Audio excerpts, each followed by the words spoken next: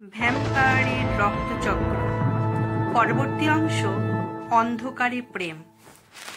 সুদীপ্ত ভ্যাম্পায়ারের অভিশাপের ছোঁয়ায় ধীরে ধীরে বদলে যেতে থাকে।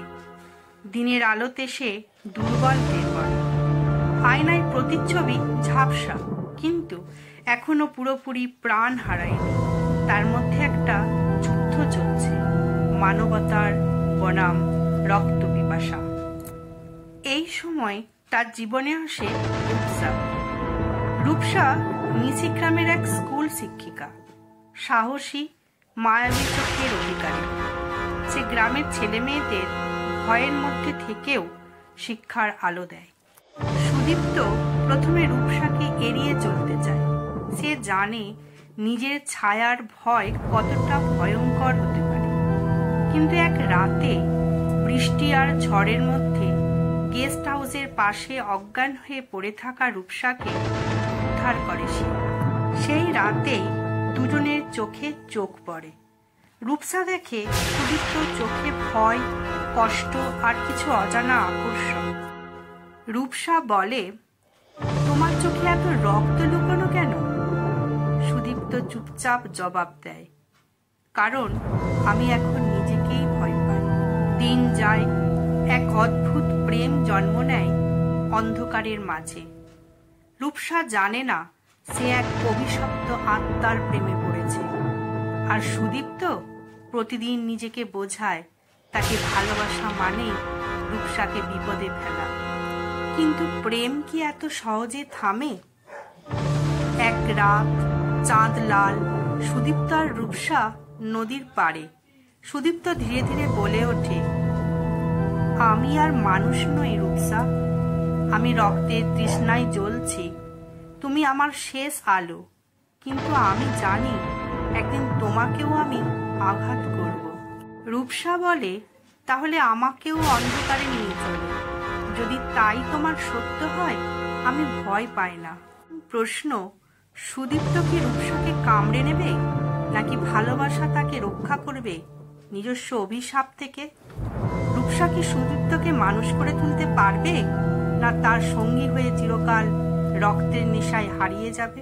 গল্পের নাম ভ্যাম্পায়ারের রক্তচক্র। পরবর্তী অংশ চূড়ান্ত পর্ব, রক্ত আর প্রেমের প্রতিশোধ। রূপসা যখন বলেছিল, তাহলে আমাকেও অন্ধকারে নিয়ে চলো, তখন সুদীপ্তর ভিতরে এক অদ্ভুত যুদ্ধ শুরু হয়। সে পারে না রূপসাকে কামড়াতে, সে পারে না তাকে হারাতে। কিন্তু তখনই পুরোহিত তপনাথের উত্তরসূরি এক রহস্যময় ব্রাহ্মণ এসে জানায়, সুদীপ্ত এখনো পুরোপুরি ভ্যাম্পায়ার হয়ে ওঠেনি।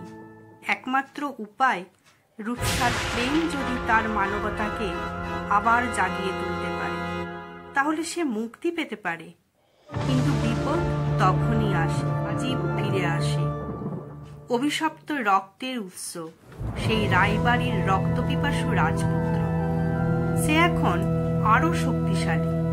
সুদীপ্তর রক্তে তার উত্তরাধিকার বইছে। সে চায় সুদীপ্ত আর রূপসা একত্রে তার পাশে থাকুক, চিরজীবী ভ্যাম্পায়ার হিসেবে।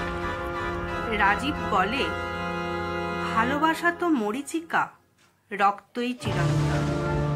সুদীপ্ত, আমি তোর মধ্যে নিজেকে দেখি, আর রূপসা, ও হবে আমাদের নতুন রানী। চূড়ান্ত লড়াই। সুদীপ্ত ও রাজীব মুখোমুখি হয় শেষবারের মতো।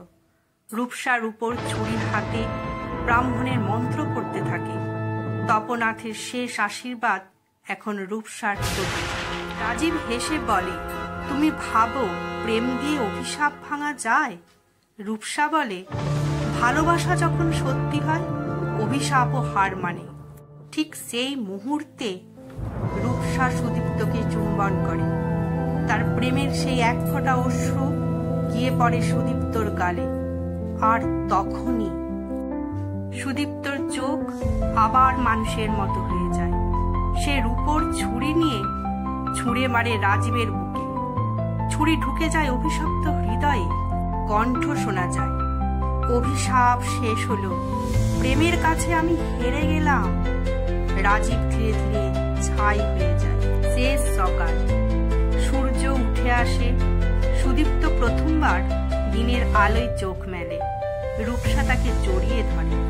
তুমি এখন আবার মানুষ, আর তুমি আমার আলো, বলে সুদীপ্ত।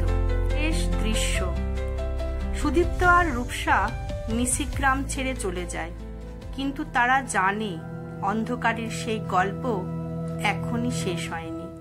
পুরনো রাজবাড়ির নিচে এক বন্ধ কফিনের ভিতরে দুটো লাল চোখ হঠাৎ খুলে যায়। আমাদের এই গল্পগুলি আপনাদের ভালো লাগলে অবশ্যই কমেন্ট করে জানাবেন। লাইক, শেয়ার ও সাবস্ক্রাইব করতে ভুলবেন না, আর পাশে থাকা বেল আইকনটিতে প্রেস করবেন। আপনাদের কমেন্ট পেলে আমরা আরও উৎসাহ পাবো।